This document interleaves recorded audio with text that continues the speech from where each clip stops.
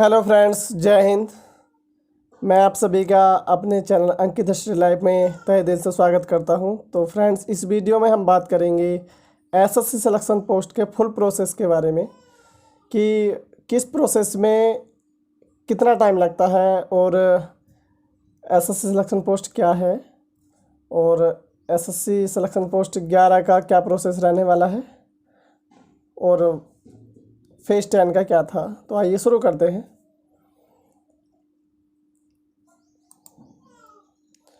यहाँ पे आप देख सकते हैं एसएससी सिलेक्शन पोस्ट फेज 10 के जो एप्लीकेशन फॉर्म स्टार्ट हुए थे वो मई से जून तक चले थे, आपके 12 मई से 13 जून तक।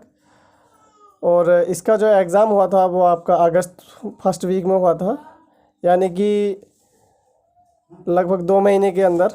और जो आपके फेज 11 के हैं वो आपके मार्च में एप्लीकेशन फॉर्म अप्लाई हुए हैं और जो 27 मार्च तक, और जो उसका एग्ज़ाम होना है वो आपका जून या जुलाई में होना है।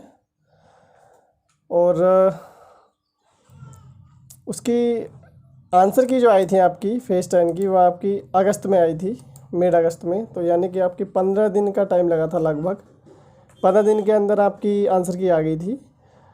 तो इस बार हो सकता है आपकी 1 वीक या 10 डेज़ के अंदर आ जाए, क्योंकि इलेक्शन आ रहे हैं तो उस वजह से थोड़ा प्रोसेस ये तेज़ कर सकते हैं अपना। और जो आपका रिज़ल्ट आया था वो आपका 18 नवंबर 2022 को आया था। लगभग आपका टाइम लगा था, जैसे आंसर की आने के बाद अगस्त के बाद सितंबर, अक्टूबर और नवंबर, यानी कि लगभग 3 महीने का टाइम लगा था आपका रिज़ल्ट आने में।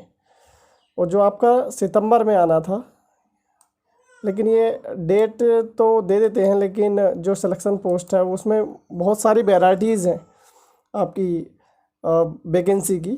तो इस वजह से रिज़ल्ट बनाने में टाइम लगता है और इसी वजह से आपका सिलेक्शन पोस्ट का रिज़ल्ट थोड़ा लेट होता है। और थोड़ा ऐसा भी है कि एसएससी जो है इसे थोड़ा लाइटली लेती है एसएससी सिलेक्शन पोस्ट को, क्योंकि वो ये जो है उसकी खुद की वैकेंसी नहीं है, क्योंकि डिपार्टमेंट जो है वो एसएससी को टेंडर देते हैं और वो एसएससी कराती है। और यहाँ पर आप देख सकते हैं जो आपका रिज़ल्ट आने के बाद जो स्क्रूटनी, क्योंकि इसमें स्क्रूटनी होती है, एसएससी की यही एक ऐसी वैकेंसी है जिसमें स्क्रूटनी होती है। तो जैसे ही रिज़ल्ट आया था तो उससे रिज़ल्ट 18 नवंबर को आया था। नवंबर के बाद आपको डॉक्यूमेंट्स भेजने होते हैं डिपार्टमेंट को, जो आपके रीजनल ऑफिस हैं उस पर एप्लीकेशन फॉर्म में दिए हुए होते हैं कि आपको इस रीजन पे, सॉरी एप्लीकेशन फॉर्म में नहीं, जो नोटिस आया था, नोटिस आता है उसमें दिए हुए होते हैं सारे एड्रेस कि कोलकाता, चेन्नई और एसएससी के जो भी हैं, जैसे SSC NR, SSC AR, SSC SR, तो उसका रीजनल ऑफिस होते हैं। तो वहाँ पर अपने डॉक्यूमेंट्स भेजने होते हैं सारे, जिस पोस्ट के लिए आपने अप्लाई किया है। जैसे आपका हाई स्कूल, इंटर और जो भी आपकी ग्रेजुएशन है या कोई डिप्लोमा है, और आपका जैसे कोई एक्सपीरियंस है, एक्सपीरियंस सर्टिफिकेट, और या फिर कोई आपका लाइसेंस वगैरह है, जैसे फार्मासिस्ट वगैरह या नर्सिंग वगैरह का होता है। तो आपका अपने सारे डॉक्यूमेंट्स हार्ड कॉपी में आपको भेजने होते हैं, एक सेट बनाकर। और एक बड़ा सा एनवलप होता है, उसमें एनवलप में आपको डालकर, और उसके ऊपर लिखना होता है कि एसएससी सिलेक्शन पोस्ट फेज़, जिस फेज़ का भी है आपका, फेज़ 10 का तो 10 और 9 का 9 और 11 का है तो 11। और उसके बाद उसमें ये दिया हुआ होता है कि आपको आपका पोस्ट कैटेगरी कोड लिखना होता है, और आपका लेवल जो है आपका 10th लेवल है या 12th लेवल है या फिर ग्रेजुएशन का है। और वो आप भेज देंगे स्पीड पोस्ट से। तो आपको जो टाइम दिया गया था वो आपको 9 दिसंबर तक का टाइम दिया गया था, लगभग 27 दिन का टाइम दिया गया था लगभग।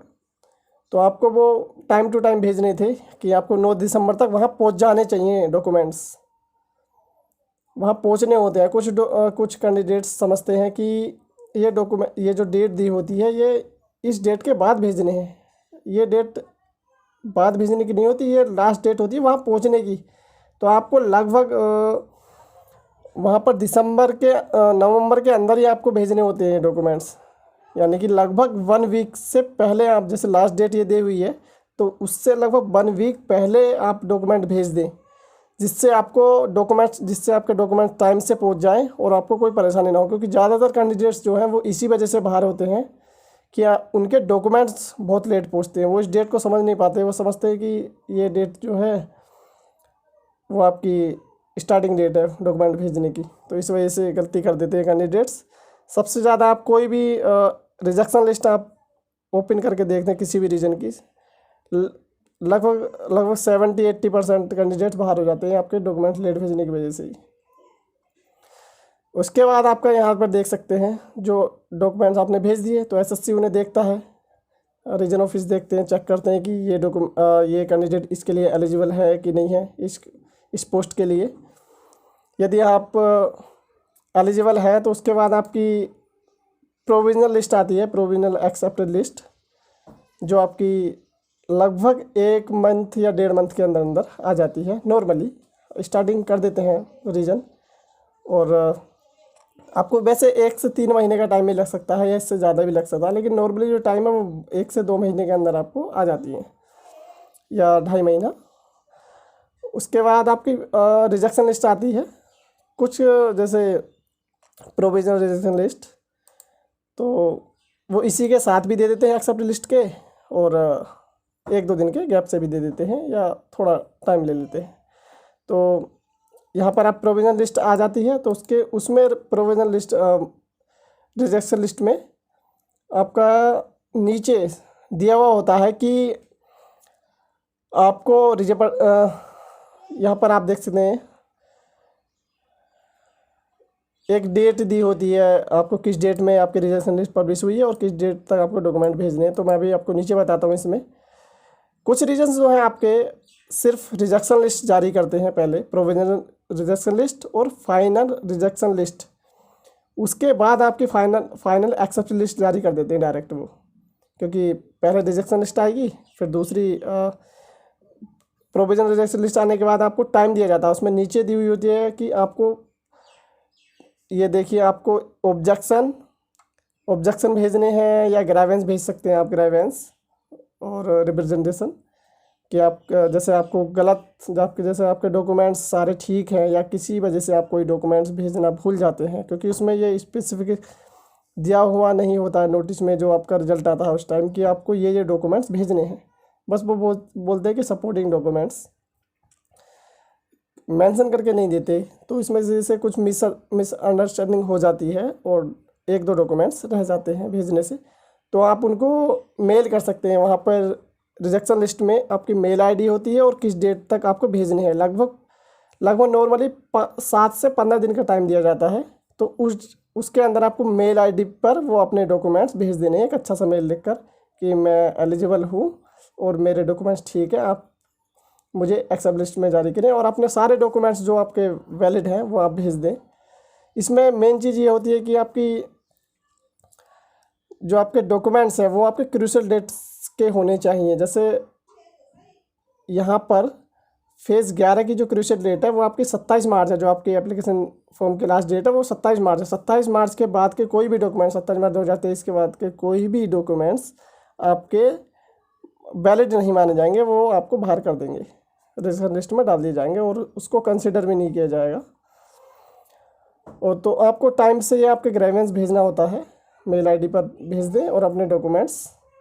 उसके बाद आपका लगभग फाइनल रिजेक्शन लिस्ट जारी होती है, तो उसमें लगभग आपका 1 से 2 महीने का टाइम लगता है ग्रेवेंस भेजने के, रिप्रेजेंटेटिव्स भेजने के बाद लगभग आपको 1 से 2 मंथ का टाइम लग जाता है फाइनल रिजेक्शन लिस्ट आने में।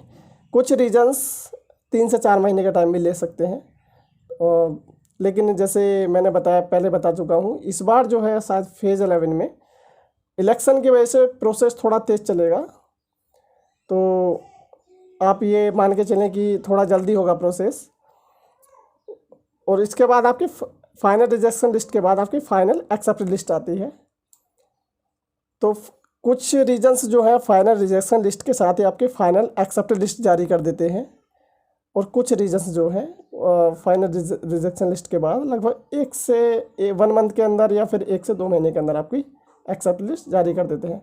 कुछ रीजन्स ज़्यादा टाइम ले लेते हैं। जैसे एनआर रीजन जो है वो बहुत टाइम ले रहा है, वो डिलेड है लगभग, बस पूछो मत, लगभग 6 महीने 9 महीने इतनी लेट कर रहा है काम, जबकि वो दिल्ली की है, लेकिन वो बच्चों के साथ खिलवाड़ हो रहा है और कुछ नहीं। उसके बाद आपका फाइनल एक्सेप्ट लिस्ट के साथ आपके कुछ रीजन्स जो हैं आपकी डीवी की डेट दे देते हैं फाइनल एक्सेप्ट लिस्ट में कि आपका इस डेट को डीवी है। लगभग वो 10 से 15 दिन का टाइम देते हैं। कुछ रीजन्स जो है वो 1 वीक का ही टाइम देते हैं एक्सेप्ट लिस्ट के साथ आपका डॉक्यूमेंट वेरिफिकेशन करा देते हैं। तो इससे आपको डॉक्यूमेंट आपके रेडी रखने होते हैं फाइनल एक्सेप्ट लिस्ट से आने से पहले पहले।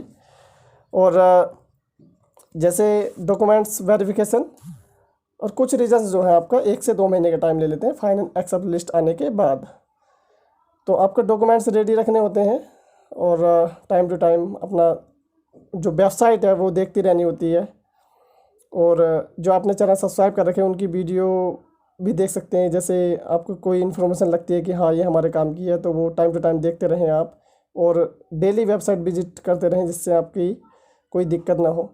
जैसे डॉक्यूमेंट वेरिफिकेशन आपका हो जाता है, उसके बाद लगभग जो टाइम लगता है आपका फाइनल रिजल्ट आने में, इससे सॉरी मैं एक चीज़ बताना भूल गया। जैसे आपका कोई स्किल टेस्ट है, कोई भी स्किल टेस्ट है, तो वो आपका फाइनल एक्सेप्ट लिस्ट के बाद आपका स्किल टेस्ट होता है। यहाँ पर स्किल टेस्ट होता है आपका।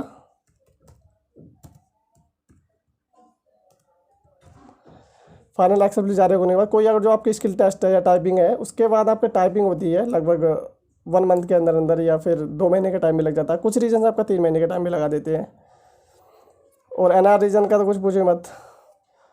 और यहाँ पर आप देख सकते हैं उसके बाद आपका डीवी हो जाता है स्किल टेस्ट के बाद, या उसके साथ में आपका डीवी करा सकते हैं। वो रीजन्स के ऊपर है बात है। और जो आपको डॉक्यूमेंट्स मंगाए जाते हैं सारे, तो आप अपने डॉक्यूमेंट्स लेकर जाएं वहाँ पर, जिससे आपको कोई परेशानी उठानी ना पड़े।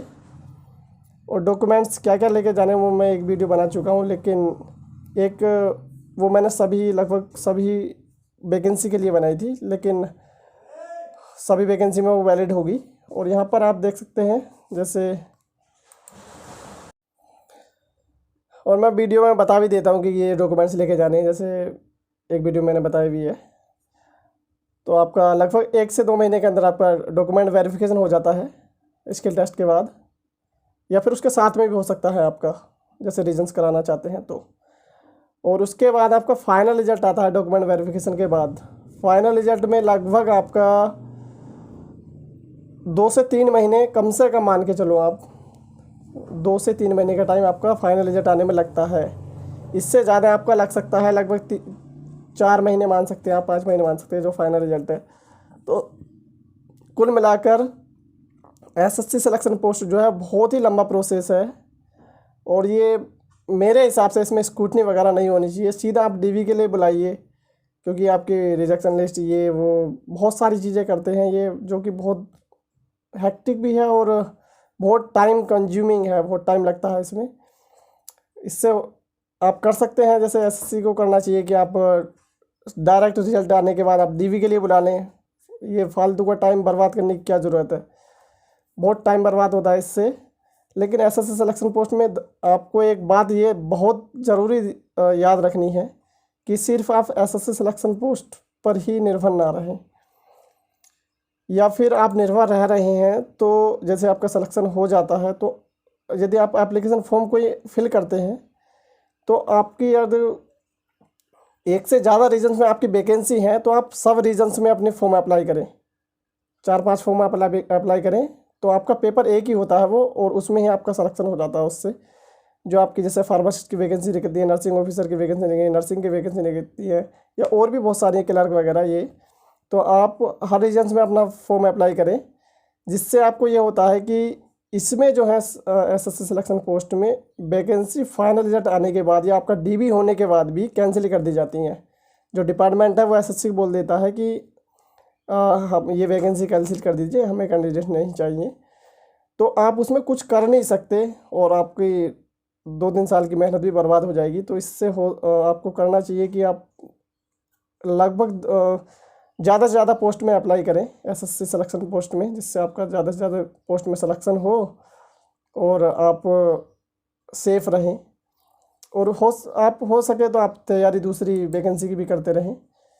लेकिन सबसे मेन चीज़ यही है कि इसमें आपकी वैकेंसी किसी भी टाइम कैंसिल हो जाती है। जैसे बहुत कैंडिडेट्स परेशान हो रहे हैं, अब बहुत वैकेंसी कैंसिल हुई है सिलेक्शन पोस्ट 10 में, हर रीजन में लगभग। तो ये बात आप ज़रूर ध्यान रखें। जो एप्लीकेशन फॉर्म आते हैं आप ज़्यादा से ज़्यादा पोस्ट में अप्लाई करें और तैयारी करते रहें अपने। तो दोस्तों, आशा करता हूँ आपको एसएससी सिलेक्शन पोस्ट का फुल प्रोसेस समझ में आया होगा। तो आपको वीडियो पसंद आई हो तो लाइक ज़रूर करें और चैनल को सब्सक्राइब कर लें, जिससे आपको आगे आने वाली वीडियोज़ की नोटिफिकेशन अपडेट मिलती रहे टाइम टू टाइम।